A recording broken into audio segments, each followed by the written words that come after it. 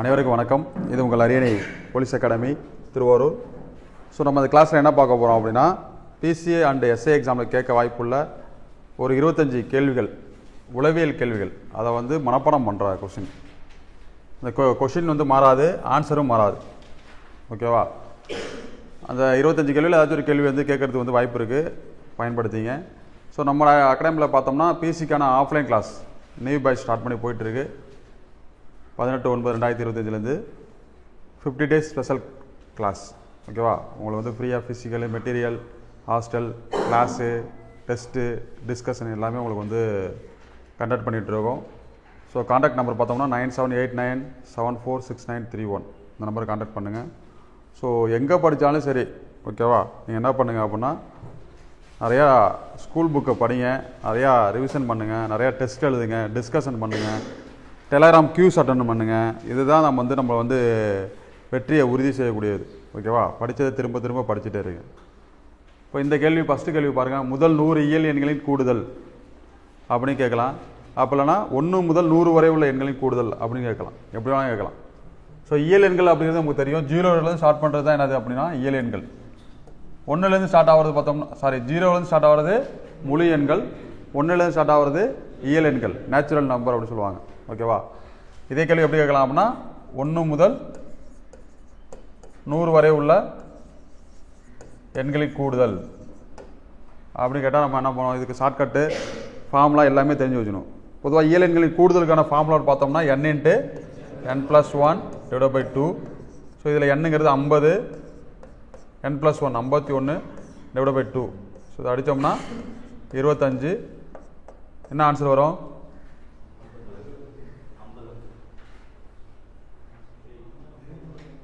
அப்போ n வந்து 100ல்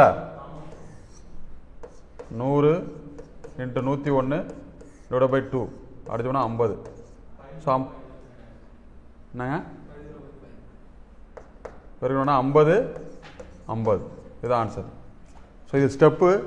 நம்ம வந்து மனப்பாடம் பண்ணுறப்ப 1லேருந்து 100 வரைக்குள்ள எண்களின் கூடுதல் அப்படின்னு கேட்டால் நம்ம என்ன ஆன்சர் பார்த்தோம்னா 50 50. அவ்வளோதான் ஆன்சர். இப்போ 1லேருந்து 10, 1லேருந்து 100, 1லேருந்து 1000, இது மாதிரி 10, 100, 1000 அப்படி முடியணும். அப்படி முடிஞ்ச மட்டும் என்ன ஷார்ட்கட் அப்படின்னா, இந்த இங்கே இருக்க நம்பரை 2ஆல் வகுக்கணும். வகுத்தா என்ன வரும்? 2 10 வருதா? அந்த 5 2 வாட்டி எழுதணும். 55. 1லேருந்து 10 வரை உள்ள எண்களின் கூடுதல் பார்த்தோம்னா 55. இப்போ எக்ஸாமில் கேட்குறாங்க, இதை உட்காந்து சால்வ் பண்ணிட்டு இருக்கணும் அவசியம் கிடையாது. கேட்டால் டேரெக்டாக நம்ம என்ன பண்ணலாம், ஆன்சர் பண்ணலாம். அதே போல் இது 2ஆல் வகுத்தோம்னா என்ன வரும்? 50. அதான் 2 வாட்டி எழுதணும். 50 50. இப்போ 2ஆல் வகுத்தோம்னா 500. அப்போ 2 வாட்டி எழுதுனா 500 500. ஸோ 1லேருந்து 10 வரை உள்ள எண்களின் கூடுதல் 55, 1லேருந்து 100 வரை உள்ள எண்களின் கூடுதல் 50 50, 1லேருந்து 1000 வரை உள்ள எண்களின் கூடுதல் 500 500. ஸோ இப்படி கேட்குறாங்க, 1லேருந்து 25 வரைக்கும் உள்ள எண்களின் கூடுதல் அப்படின்னா அதை 2ஆல் வகுத்து நீ என்ன பண்ணிடக்கூடாது, போட்டுறக்கூடாது. 10 100 1000 முடிகிறது மட்டும் தான் என்ன பண்ணணும், ஷார்ட்கட்டாக போட்டோம்னா 2ஆல் வகுத்து போடணும். அப்படிலாம் மனப்பாடம் பண்ணோம்னா 1லேருந்து 100 வரைக்கும் உள்ள எண்களின் கூடுதல் என்னது? 50 50. ஓகேவா? ஸோ இதுக்கு என்ன ஆன்சர் வரும்? 12 75 வரும். மனப்பாடம் பண்ணிங்க. 1லேருந்து 25 வரைக்கும் உள்ள எண்களின் கூடுதல், 1லேருந்து 50 வரைக்கும் உள்ள எண்களின் கூடுதல், 1லேருந்து 100 வரைக்கும் உள்ள எண்களின் கூடுதல் எல்லாம் மனப்பாடம் பண்ணி வச்சுங்க. கணிதத்தையும் என்ன பண்ணும், சில விஷயங்களா மனப்பாடம் பண்ணணும். அது கொஞ்சம் யூஸ் ஆகும். இங்கே பாருங்கள், அடுத்த கேள்வி. முதல் 50 எண்களின் கூடுதல் போட்டோம்ல என்னது? 12 75. கரெக்டா? ஓகே. அடுத்து பாருங்க, சதுரங்க பலகையில் உள்ள சதுரங்களின் எண்ணிக்கை 204 214 என்னது? 208.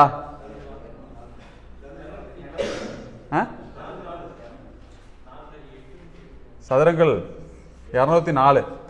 கரெக்டா? அது இப்போ சந்தேகமாக இருக்குன்னா என்ன பண்ணுறது? வர்க்க எண்களின் கூடுதல் ஃபார்முலா இருக்குல்ல. இப்போ கவுண்டிங் ஆஃப் ஸ்கொயர் அப்படின்னு தனி டாப்பிக்கே இருக்குது. நல்லா தெரிஞ்சு வச்சுங்க. கவுண்டிங் ஆஃப்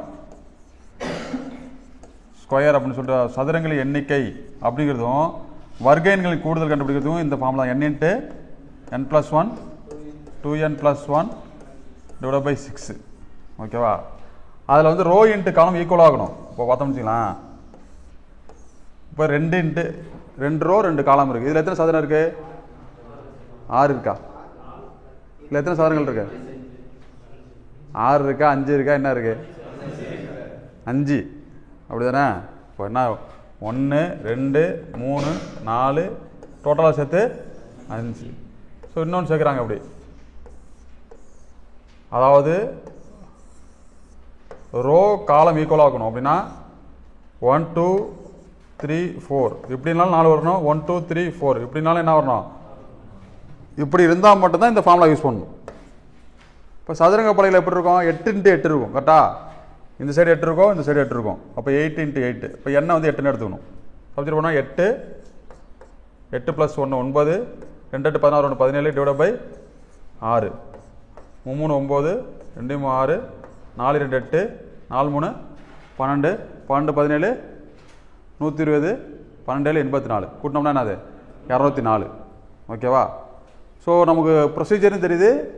இப்போ எக்ஸாம்பிள் தெரியும் கேட்டாங்கன்னா சதுரங்க இப்போ செஸ் போர்டில் உள்ள சதுரங்களின் எண்ணிக்கை எத்தனை? 204. ஓகேவா? அடுத்த கேள்வி பாருங்கள், சதுரங்க பலகையில் உள்ள செவ்வகங்களின் எண்ணிக்கை. அதெல்லாம் டேட்டா மனப்பாடம் பண்ணிவிடுங்க. இப்போ கேள்வி மாறுமா அது அப்படின்னா மாறாது. கேள்வி மாறுமா? சதுரங்க பலகையில் உள்ள செவ்வகங்களின் எண்ணிக்கை மாறுமானா மாறாது. ஆன்சர் என்னது? 1000. இப்போ இந்த கேள்வியை பார்க்குறப்ப இன்னும் ஞாபகம் இருக்கும் நமக்கு. என்ன எப்போ கேட்டாலும் இந்த கேள்வி என்ன இருக்கணும்? நமக்கு ஞாபகம் இருக்கணும். நீங்கள் பார்க்குற இடத்துல இந்த கேள்வியெல்லாம் என்ன பண்ணுங்க, எழுதி ஒட்டி வைங்க, ஒன்றும் பிரச்சனை கிடையாது. ஓகே, முக்கியமான விஷயங்கள் தலைநகரங்கள், நாணயங்கள், ரயில்வே மண்டலங்கள் இதெல்லாம் நீங்கள் பார்க்குற இடத்துல என்ன பண்ணுங்கள், ரூம் பூரா ஒட்டி வைங்க, ஒன்றும் பிரச்சனை கிடையாது. அதே போல் வந்து பார்த்தீங்கன்னா ஃபார்முலாஸ், இப்போ சிம்பிளிஃபிகேஷன் ஃபார்முலா A+B² அளவியலில் உள்ள ஃபார்முலா 2D ஃபார்முலா இதெல்லாம் என்ன பண்ணுங்கள் எழுதி வைங்க. ஏற்கனவே கேட்டிருப்பான், சதுரத்தின் மூலைவிட்டம் கண்டுபிடிக்கிறது என்ன ஃபார்முலா? சதுரத்தின் மூலைவிட்டம் சதுரத்தின் மூலைவிட்டம் √2a நோட் பண்ணி வச்சுங்க. இது ஒரு வாட்டி எக்ஸாம்பிள் கேட்டிருக்காங்க. சதுரத்தின் மூலைவிட்டம். சதுரத்தின் மூலைவிட்டம் என்னது ஆக்சுவலாக? இப்போ இது ஃபுல்லாக பார்த்தா சதுரத்தின் பரப்பளவு. இந்த வேல்யூ கண்டுபிடிக்கிறதுக்கு இதான் சதுரத்தின் மூலைவிட்டம். டயகனல் இதெல்லாம் டைரெக்டாக கொஸ்டின் கேட்பாங்க. இப்போ இந்த கொஸ்டின்லாம் மனப்பாடம் பண்ணி தான் மட்டும் தான் நம்ம என்ன பண்ண முடியும், ஆன்சர் பண்ண முடியும். சதுரத்தின் மூலைவிட்டம். அதே போல் பார்த்தீங்கன்னா சமபக்கம் முக்கோணம் இருக்குல்ல, சமபக்கம் முக்கோணம்னு அர்த்தம் 3 பக்கம் சமமாக இருக்கிறது தானே அது சமபக்கம் முக்கோணம். முக்கோணத்தின் பரப்பளவு என்ன ஃபார்முலா அப்படின்னு பார்த்தோம்னா ½ முக்கோணத்து பரப்பளவு என்னது? ½ இப்படி படிக்கிறீங்க அப்படின்னா பீனா என்ன, ஹச்னா என்ன அப்படின்னு தெரிஞ்சு வச்சுக்கணும். பீனா என்னது? பிரெத்து. ஹச்னா ஹைட்டு. ஆனால் சமபக்கம் முக்கோணத்துக்கு ஃபார்முலா என்னது? பரப்பளவு கண்டுபிடிக்கிறதுக்கு, ஏரியா கண்டுபிடிக்கிறதுக்கு √3/4a².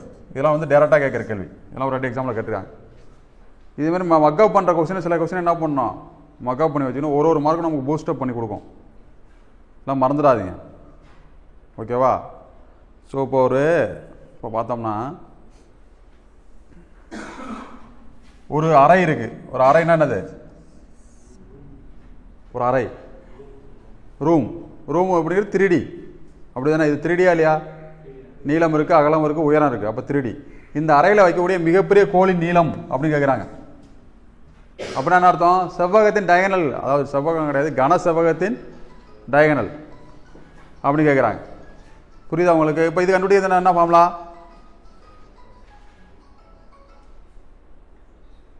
இது கண்டுபிடி என்ன ஃபார்முலா? சரி பார்த்தோம் அப்படின்னா இது ஒரு வாட்டி எக்ஸாம்பிள் கேட்டிருந்தாங்க. இந்த அறையில் ஒரு நீளம் அகலம் உயரம் கொடுத்துருவாங்க. கொடுத்துட்டு இந்த அறையில் வைக்கக்கூடிய மிகப்பெரிய கோளின் நீளம் வைப்பாங்க. அதுக்கு என்ன ஃபார்முலா அப்படின்னு பார்த்தோம்னா, இப்போ இது என்னது?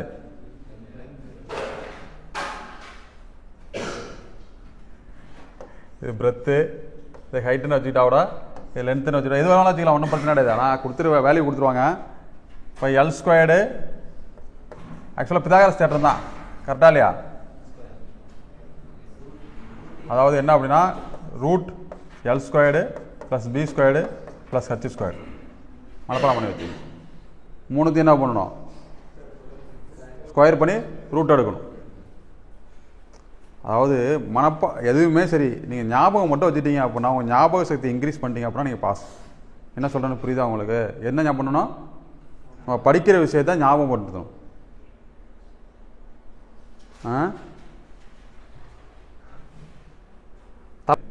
சரி, ஓகேவா? இது மறந்துடாதீங்க. ஒரு அறையில் வைக்கக்கூடிய, இப்போ நம்ம டிஸ்கஸ் பண்ணுற நம்ம படிக்கிறதுல ஏதாச்சும் ஒரு கேள்வி தான் என்ன பண்ணுறது எக்ஸாமுக்கு வரப்போகுது. அப்போ வந்து உனக்கு டவுட் வந்துடக்கூடாது. இது மாதிரி L² = B² + H² இல்லை வந்து மைனஸா அப்படின்னு டவுட்டே வந்துடக்கூடாது. டவுட் வந்துன்னா என்ன அர்த்தம்? ஜோலி முடிஞ்சுன்னு அர்த்தம். 10 கேள்விக்கு டவுட் வருதுன்னா என்ன அர்த்தம்? ஓகேவா? ஸோ இது ஒரு கொஸ்டின் ஆகிடுச்சா? இதே போல் ஒரு முக்கியமான இன்ட்ரெஸ்டான கேள்விலாம் அவங்க சொல்கிறேன் பாருங்க. இப்போ ஒருத்தர் வந்து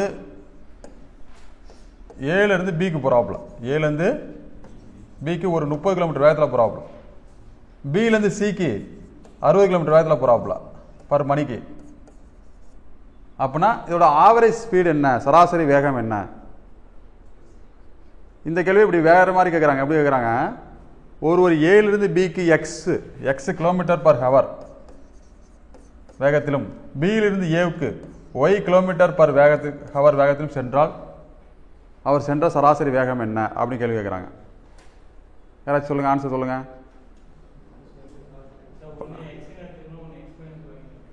நீங்கள் எது வேணாலும் எடுத்துங்க. என்ன ஃபார்முலா எப்படி எடுத்து? இப்போ எக்ஸ் மைனஸ் ஒய்ன்னு இதில் எதுக்கு எடுத்துக்கணும் சொல்லுங்க. கேள்வி புரியுதா உங்களுக்கு? சேம் டிஸ்டன்ஸ் என்ன ஆகல, மாறல. ஆனால் ஸ்பீடு மட்டும் என்ன ஆகுது? மாறுது. கேட்டிருக்கிறது என்னது? ஆவரேஜ் ஸ்பீடு, சராசரி வேகம். என்ன ஃபார்முலா என்ன? இப்போ இதில் வேல்யூ கொடுக்கல, இதுக்கு என்ன ஆன்சர்? அது ஒய்யா இசட்டான்னு கேள்வி கேட்டான்னு அர்த்தம். யாராச்சும் சொல்லுங்க சீக்கிரமா. இவ்வளோ பேர் இருக்கீங்க. எக்ஸ் ஒய் மட்டும் தான் இருக்குது. இதில் எப்படி 40 60 70 எப்படி வரும்? சிம்பிளானது. இது வந்து பேசிக்காக படிக்கிற எல்லாருக்குமே தெரியும். அது தெரிஞ்சு வச்சிங்க. இதெல்லாம் பேசிக்காக தெரிஞ்சு வச்சிங்க. ஃபஸ்ட்டு 2xy / x + y சராசரி வேகம். இது இன்னைக்கு படிக்கிறது முக்கியம் கிடையாது. என்ன பண்ணக்கூடாது? மறந்துடக்கூடாது. எழுதணும், நோட்டில் எழுதணும். சும்மா அப்படியே பார்க்கக்கூடாது. இந்த போர்டே பார்த்துட்டு இருந்தால் மனப்படம் மைண்டில் ஏறிடுமா? மறந்துடாதீங்க. இதுமாரி இதெல்லாம் ஒரு இன்ட்ரெஸ்டான கொஷின் மாதிரி. இதெல்லாம் சராசரி வேகம் இதெல்லாம் எழுதி வைங்க. நீங்கள் இருக்கிற இடத்துல என்ன பண்ணுங்க, எழுதி வைங்க. இந்த கேள்வி ஒரு 15 வாட்டி நீங்கள் பார்க்குறீங்க. உங்களுக்கு மறக்குமா? அது மறக்கவே கூடாது. சரி, ரைட்டு, பார்த்து வச்சுங்க. இப்போ பாருங்க, இந்த கேள்வி பாருங்க. ஒரு மீட்டிங்கில் 10 பேர் பங்கு பெறுறாங்க. 10 பேர் மாற்றி மாற்றி என்ன பண்ணிக்கிறாங்க? கை குலுக்கி விடுறாங்க, கை கொடுத்துறாங்க. அப்படின்னா அந்த இடத்துல எத்தனை கை குலுக்கள் நடைபெற்றிருக்கும்? ஃபார்முலா தான் எல்லாத்துக்குமே இருக்கு. இப்போ என்ன இருக்குது இந்த கேள்விக்கு? ஒன்று ஃபார்முலாவை சொல்லணும், இல்லை ஆன்சர் சொல்லணும். ஃபார்முலா இருக்குன்னு அர்த்தம் சொல்லு தம்பி. 45. Very good. n × n-1/2. ஓகேவா? தெரியாதவங்க தெரிஞ்சு வச்சுங்க. இதே மாதிரி இப்போ 10 தான் நம்ம என்ன பண்ணணும் ஆன்சர். இங்கே 10 பேர் அப்படின்னா தான் நம்ம என்ன சொல்லணும்? 45 கை குலுக்கன்னு சொல்லணும். அப்போ வேல்யூவை மாற்றுறாங்க அப்படின்னா ஃபார்முலா என்ன? ஃபார்முலா இதுக்கு மட்டும் n × n-1/2. ஓகேவா? இப்போ என்னங்கிறது என்னது? 10, n-1 9/2 அடித்தோம்னா 5, 5 9 45. ஓகேவா? தமிழ் இலக்கணம் படிக்கிறீங்களா இல்லையா? ஸோ தமிழ் இலக்கணம் நடத்த சொல்லுவோம், மேடத்தை நடத்த சொல்லுவோம். தமிழ் இலக்கணம் படிக்கிறீங்களா இல்லையா? புக்கை வச்சு பார்க்கலாம்ல. பெரிய மீசை சிரித்தார் அப்படிங்கிறது என்னது? சிவப்பு சட்டை பேசினார் அப்படிங்கிறது என்னது? ஐயப்பா, கரெக்டு. ஓகேவா? இல்லை சந்தேகம் இருக்கா உங்களுக்கு? சொல்லுங்க. சரி, அடுத்து பாருங்க. முக்கோணங்களின் எண்ணிக்கை அப்படின்னா என்னன்னா, இப்போ பாருங்களேன். இப்போ கையை எடுக்காம ஸ்டார் வரைகிறேன். இப்போ கையை எடுக்காம என்ன பண்ண? ஸ்டார் வரைஞ்சிருக்கேன். கரெக்டா? இப்படி கையை எடுக்காம ஸ்டார் வரைஞ்சா இது எத்தனை முக்கோணம் இருக்கும்? சொல்லுங்க, தெரியும். இந்த லைனை கை எடுக்காம இந்த மாரி வரைஞ்சா என்ன பண்ணோம்? 1 2 3 4 5ன்னு போட்டு இங்கே கடைசி நம்பர் என்ன இருக்கோ அதை என்ன பண்ணோம்? 2ஆல் பெருக்கணும். ஸ்கொயர் கிடையாது. புரியுதா? I2 10 முக்கோணம். இதெல்லாம் சிம்பிளாக கேட்பாங்க. இதை கண்டுபிடிச்சலாம். அதை நீங்கள் பார்த்துங்க. இப்போ கையை எடுத்துகிட்டு முக்கோணம் வரைகிறேன், ஸ்டார் வரைகிறேன். இதில் எத்தனை முக்கோணம் இருக்குது?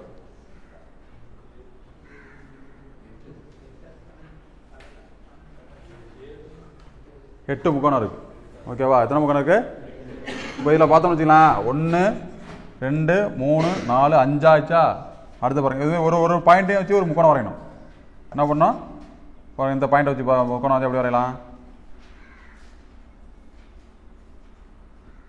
இந்த பாயிண்ட் வச்சு சில இந்த பாயிண்ட் வச்சு வரீங்க. 1 ஆச்சா? 2 ஆயிடுச்சா? 3 ஆயிடுச்சா? 4 ஆயிடுச்சா? இந்த பாயிண்ட் 5 ஆயிடுச்சு. புரியுதா? ஏற்கனவே 5 முக்கோணம், போகிற 5 முக்கோணம், 10 முக்கோணம். இதில் பார்த்தீங்கன்னா அப்படி வர இந்த பாயிண்ட் வச்சு எடுக்கிறோம்னு வச்சுக்கலாம். இப்போ இந்த பாயிண்ட் வச்சு எங்கே போகுது? 1 முக்கோணம் வருதா? முக்கோணமாக வரலாம். தெரியுதா? வெளியில் உள்ள முக்கோணம் மட்டும் தான். 1 2 3 4 5 6. இந்த பெரிய முக்கோணம் 1 7. இந்த பெரிய முக்கோணம் 1 8. இந்த கவுண்டிங் ஆஃப் ட்ரையாங்கிள் ரொம்ப ஈஸியாக இருக்கும். சிம்பிளாக உங்களுக்கு சொல்லி தரம் பாருங்களேன். இப்போ பாருங்களேன், இதெல்லாம் தனியாக பார்ப்போம். நம்ம counting of triangle, counting of ஸ்கொயர்லாம் என்ன பண்ணுவோம்? தனியாக பார்ப்போம். இப்போ இதில் எத்தனை முக்கோணம் இருக்குன்ட்டா என்ன பண்ணோம்? உனக்கு கவனிங்க, ஒன்றுமே கிடையாது. 1 2 3 4 இப்படின்னு நம்பர் போடணும்.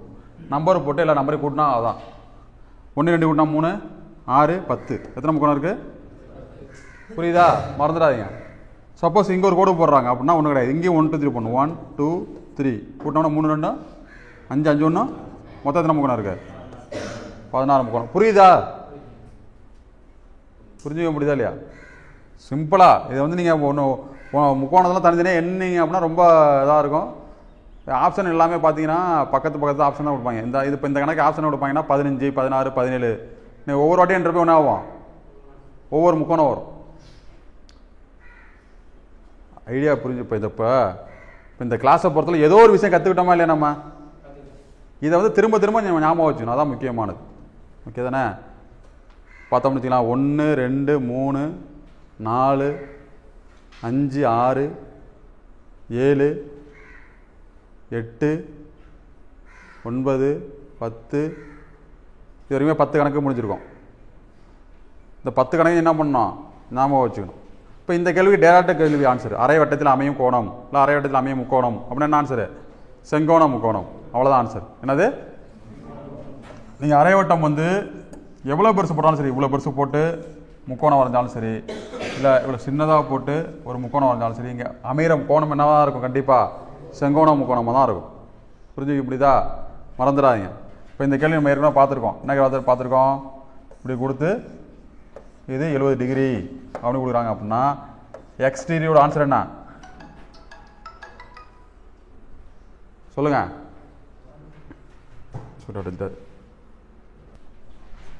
இப்போ இந்த கேள்விக்கு என்ன ஆன்சரு? என்னங்க? இது 3 முக்கோணம், முக்கோணங்களின் 3 கோடுதல், முக்கோணங்களின் கூடுதல் என்னது?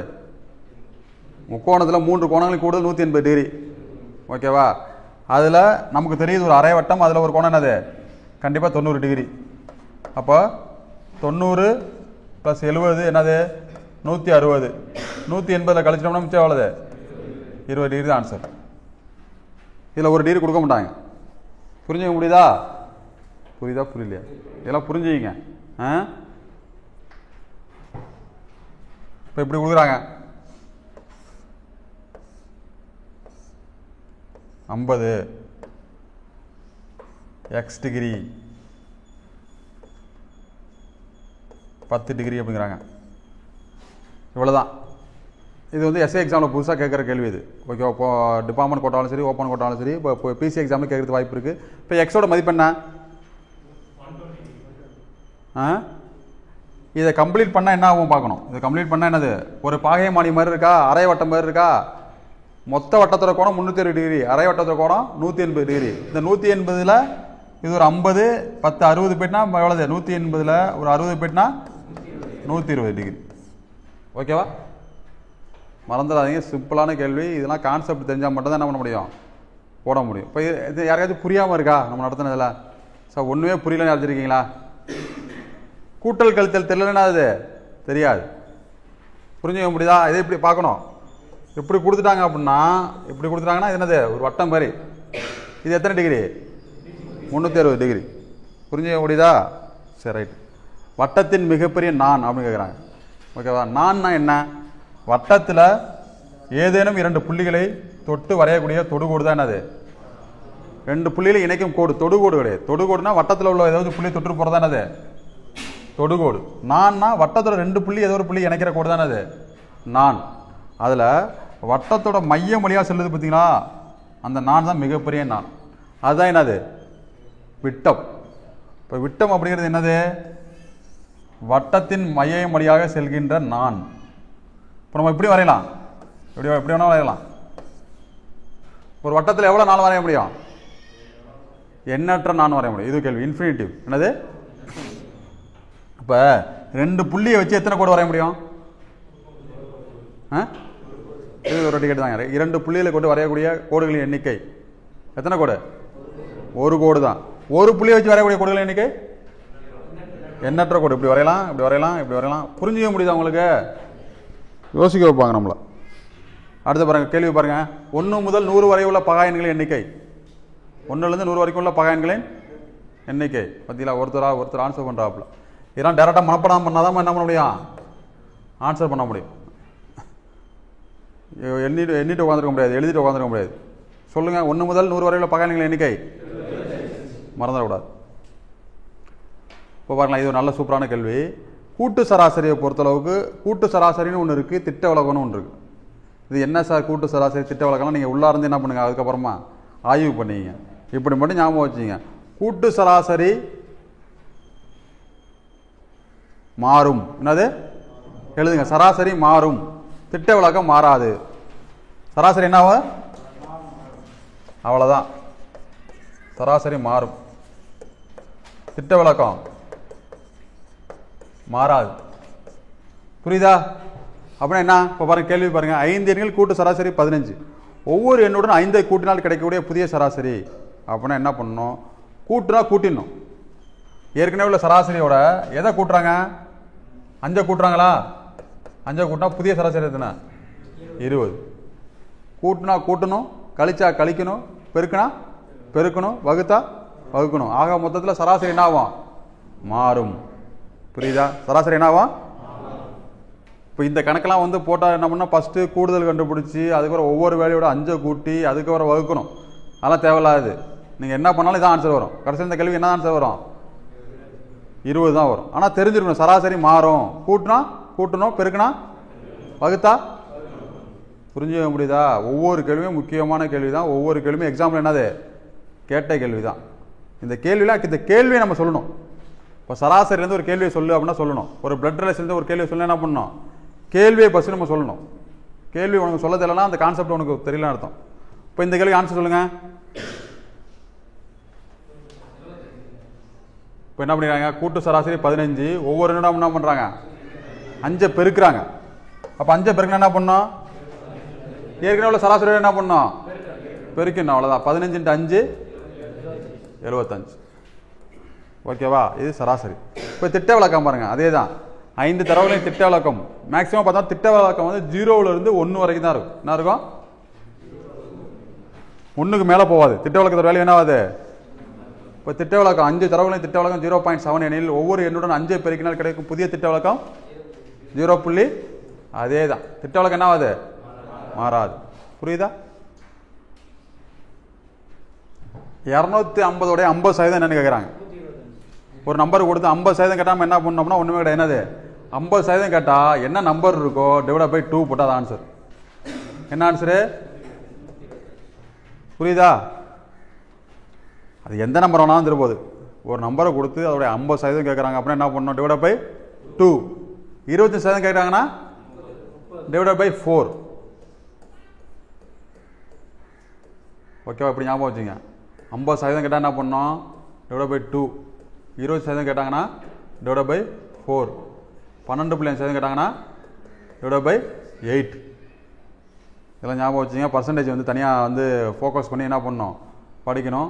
இந்த கேள்வி பார்த்துருப்பீங்க. 50 நபர்கள் 50 வேலையை 50 நாளில் செய்து முடித்தால் 5 நபர்கள் 5 வேலையை எத்தனை நாளில் செய்து முடிப்பார்கள்? ஸோ இந்த கேள்வி மட்டும் என்ன பண்ணணும், கொஞ்சம் ஒர்க் அவுட் பண்ணி போடணும். டைம் அண்ட் ஒர்க்கில் என்ன பண்ணணும், வேலையை மட்டும் கீழே போடணும். 2 டீமாக பிரிச்சுக்கணும். ஃபஸ்ட்டு டீம் 50 வேலை 50 நபர் 50 நாள், பாக்கி எல்லாத்தையும் மேலே போடணும். அதே போல் இங்கே வேலை எத்தனை, 5 வேலை 5 நபர்கள் எத்தனை நாள்னு கேட்டிருக்காங்க. இப்போ சால்வ் பண்ணால் இதையும் அடிச்சிடலாம், இதையும் அடிச்சிடலாம். ஆன்சர் என்னது, 50. இந்த கேள்விக்கு மட்டும் மனப்பாடம் பண்ணி ஆன்சர் பண்ணிவிடக்கூடாது. என்ன பண்ணக்கூடாது, ஏன்னா ஒரு இதில் எத்தனை நாள்னு கேட்டிருப்பாங்க, ஒரு இதில் எத்தனை வேலைன்னு கேட்டிருப்பாங்க.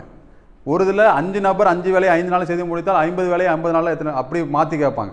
நம்ம ஒரே மாதிரி மனப்பாடம் பண்ணி என்ன பண்ணக்கூடாது, அடிச்சிடக்கூடாது. இது வரைக்கும் டீம் 1ன்னு வச்சுக்கணும். இதுதான் டீம் 1. இது வரைக்கும் டீம் 2. அதில் வேலையை மட்டும் என்ன பண்ணணும், கீழே போகணும். பாக்கி எல்லாத்தையும் என்ன பண்ணணும், மேலே போகணும். புரியுதா, புரிஞ்சிச்சா? பேசிக் கொஞ்சம் தெரிஞ்சிச்சு அப்படின்னா அந்த கணக்கு உடனே புரியும். அப்படி புரியாதவங்க தெரிஞ்சு வச்சுங்க. ஒன்றுமே புரியாதவங்க பக்கத்தில் உள்ள என்ன பண்ணுங்க, கேட்டு கொஞ்சம் புரிஞ்சுக்கிங்க. முதல் 10 எண்களின் சராசரி என்ன ஆன்சரு, 5 புள்ளி கூடுதல் வந்து 55, எண்ணிக்கை 10 வகுத்தோம் அப்படின்னா 5.5. அடுத்த கேள்வி பாருங்க. முதல் 10 பகா எண்களின் சராசரி.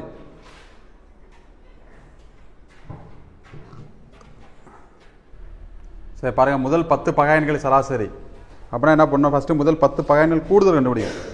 அப்போ என்ன பண்ணணும், ஃபஸ்ட்டு 10 பகா எண்கள் என்ன பண்ணணும், எழுதணும். ஓகேவா? ஸோ 1 வந்து என்ன கிடையாது, பகா எண்ணம் கிடையாது, பகா எண் கிடையாது. 2 வந்து ஒரு இரட்டைப்படை பகா எண். ஓகேவா? அப்போ பார்த்தோம்னா 2, அதுக்கப்புறம் 3, 5, 7, 11, 13. என்ன கேட்டாங்க, முதல் 10 அப்படிங்கிறது வேற, 1 முதல் 10 வரை அப்படிங்கிறது வேற. நல்லா தெரிஞ்சு வச்சுங்க. கொஞ்சம் எக்ஸாம் ஹாலில் என்ன பண்ண உட்காந்து யோசிச்சு, 1 முதல் 10னா எத்தனை பகா எண், 4 தான் இருக்குது. முதல் 10 பகாயன்கிறது 10 பகாயனை எழுதணும். 13, 17, 19, 20, இன்னொன்று என்னது, 29. 1, 2, 3, 4, 5, 6, 7, 8, 9, 10.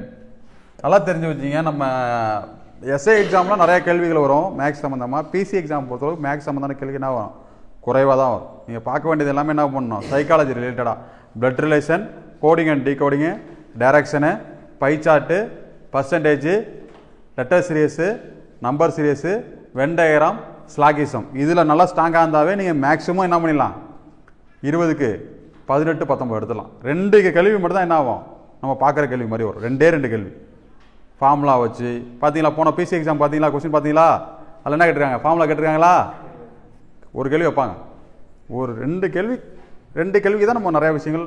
கொஞ்சம் ஸ்கூல் புக்கை உங்களுக்கு டைம் கிடைக்கிறப்ப 10th மேக்ஸ் புக்கை பாருங்கள், இல்லை 6வது மேக்ஸ் புக்கை பாருங்கள். அந்த 6வது மேக்ஸ் புக்லேயும் என்ன இருக்கும், மேலும் மருந்து கொள்ளும் அதெல்லாம் இருக்கும். ஓகேவா? சரி, டிவைட் பை 2 போடுங்க, 10 போடுங்க, கூட்டுங்க.